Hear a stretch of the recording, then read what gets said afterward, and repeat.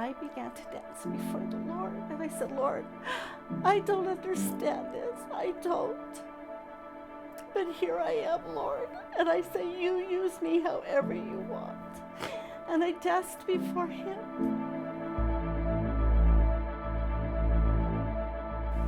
My name is Cortez, and this is my story. I've been raised in Pueblo. We lived up on Pine Street. I went to Central High School. I had a good life. My mom and dad, we had our moments in life. We were raised as Catholics. I had a Catholic faith. And then we were involved in that. I can't say that I gave my mom and dad any trouble, but I ended up pregnant right after I graduated. And I left for the summer. I went and lived with my aunt up in Utah. And I hid it for almost, I think I didn't come back home until I was 7 months pregnant. So I hid it. I talked to the doctor about an abortion. One night, me and my girlfriend, Mona, we were laying and talking in the bedroom and stuff, and all of a sudden I felt a little like a butterfly in my stomach. And I really believed that was just my baby moving. And I said, oh, so I grabbed her hand and I put it there, and I said, do you feel this? And she goes, yeah, I feel that. I said, it's a baby, huh? She goes, yeah. I said, okay. She goes, yeah, we can't do that, huh? And I said, no, we can't do that. And then I had to tell my mom. My aunt made me call my mom and tell her. She told my dad, and I called a couple times at home, and he wouldn't talk to me. And then one day I got a call, and he goes, Mom told me what's going on. And he goes, I think you need to pack your bags because we're coming for you, and you're going to come home. And so I came home, and I had my family support, and then me and Ricky, we kind of worked things out, and we got back together again. We've been together ever since. We got married 2 years after Donnie was already 2 years old, and by then we married, and we journeyed in life. And then my mom got saved, and she got saved through Women's Aglow down here at Pueblo Christian Center. They had monthly meetings. And so when my mom got saved, it was like, whoa. And it kind of turned our whole household different. My mom and dad used to like to party and stuff. And so my mom got saved, and she had stopped everything. And I used to tell Ricky, whoa, my mom was one of those holy rollers, I told her. And then she'd come, and I'd go in the room, and she'd share this and share that. And I go, yeah, Mom, I remember that. I heard it in catechism or whatever. And she goes, and so she'd just always share. And then she started inviting me to Women's Aglow. And so I would come, and about a year later, I gave my life to the Lord. I really knew that I had to ask the Lord to forgive me because I had Donnie out of wedlock. And it bothered me, that I had sinned, because it is a sin. But yet God is so grace. He has that grace over us. And about a year later, I've just been a holy roller just like my mama. So that was good. My journey in life has been good. Me and Ricky have always had a strong love for each other, and we've always had a strong marriage. My story is with my children, and I've journeyed life with my kids. In 2003, we got a knock on our door, and I had 3 police officers.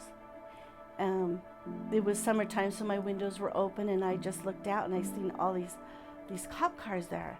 And the doorbell rang, and I said, and he asked me, we had a dog at that time, so he goes, can you put your dog away? He goes, we need to talk to you. I said, okay. So I put the dog away, and I stood on top of my stairway, and I said, oh, Lord, whatever it is, just help us get through this. And so I opened the door, and they came in, and they began to ask me questions about my son, Donnie. Donnie was 24 years old, and they informed me my son had been involved in a car crash out in Pueblo West.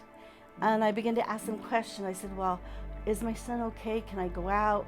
Can I go see him? Are they at the hospital? They began to ask me questions about his tattoos, and my son loved his tattoos and some of his piercings.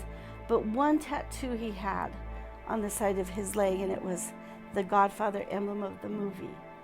And when the officer asked me about that tattoo, in my heart I knew my Donnie didn't make it through the crash. Honestly, they were out partying, and they were on their way home from the bar. The driver neglected the curve, and they rolled. I looked at him and I said, my Donnie didn't make it, did he? And he goes, no, Miss Cortez, your son died at the scene. I said, you need to get Ricky here. And so they called him at work, and they just said, you need to come home. And he came home, and you can hear a crackle in his voice. He goes, Renee, what's wrong? And he was standing in the middle of our family room, and I go, Ricky, it was Donnie. And he goes, what happened? And I said, he got killed. And Ricky just dropped to his knees. He just began to cry. And I just hugged him, and I sat next to him, and we just hugged each other. I said, but we'll get through this, we'll be okay. And then our journey began. I wasn't able to say my goodbyes to him. I wasn't able to touch him. We got to see him at the funeral home, but it wasn't the same. It was quite a journey at first. You're kind of in limbo when they give you that news, and you're not sure you're here, yes, and yet you're not here. It's like unreal. I always call it a limbo stage. And then my niece Amber had come, and she goes, Nina, you've got to listen to this song. And it was Amy Grant's version of I Can Only Imagine. She was here, and she gave me the CD, and I put and I went in my room, and I began to listen to that song, and I began to dance before the Lord. And I said, Lord, I don't understand this. I don't. But here I am, Lord. And I say, you use me however you want. And I danced before him. And I listened to that song over and over. And it was just a comfort. And I said, okay, Lord, you'll use me whenever the time is right. So as our journey began, I used to walk around our area. And so one morning I said, Lord, I don't understand, but what do you want me to do with all this? And he says, I want you to thank me for your Donnie. Thank me for his life. And I just want you to listen to praise music. I said, okay, Lord. And so there my journey began, and I thanked the Lord, and I praised him. And I remember sitting in our garage, and I said, I'm going to be one of those man mothers that speak against alcohol, people driving behind the wheel. And people would chuckle, and I said, yeah, I am going to be one of those man moms. You watch, because Donnie got killed in an alcohol-related crash. About a year later, it was interesting, a year later, my cousin, he was a police officer, and he worked, and then he was on the board for Crossroads. And so they were looking for somebody to come in and share with kids that have gotten tickets for underage drinking. We had a coalition there. So my cousin called me, goes, Renee, goes, they want some speakers. Are you ready to speak?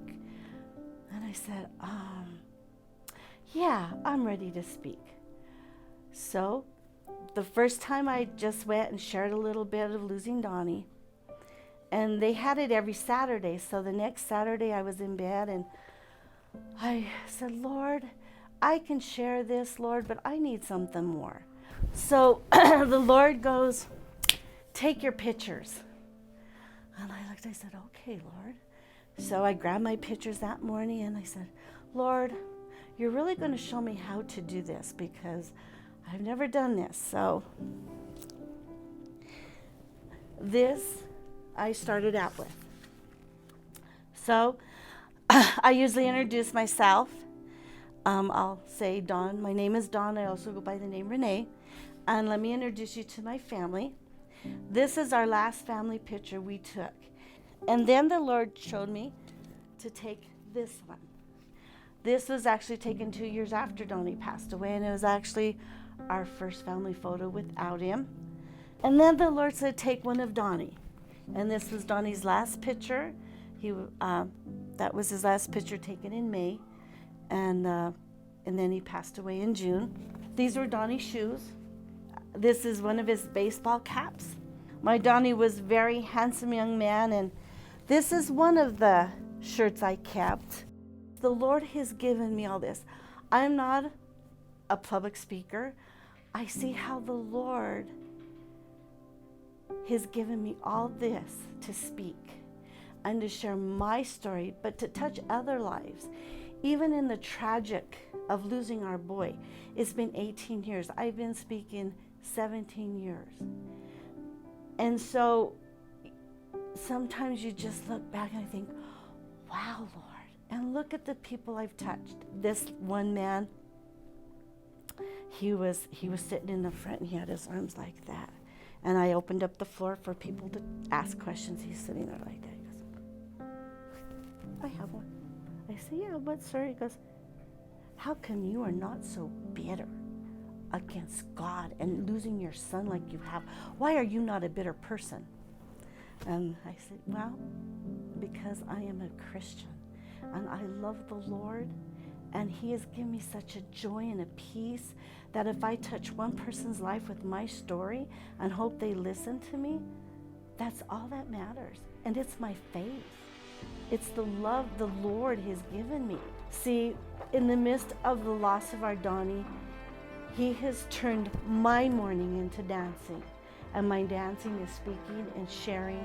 But the most important thing is getting to pray with people and share my faith with people. It's just amazing what the Lord can use you to do. Nothing on me, but with his strength and his joy. So thankful I still have the joy of the Lord because he is my strength. And it may not always be that way for somebody else, but this is what the Lord's done for me in the midst of it all. But to touch lives, it's amazing.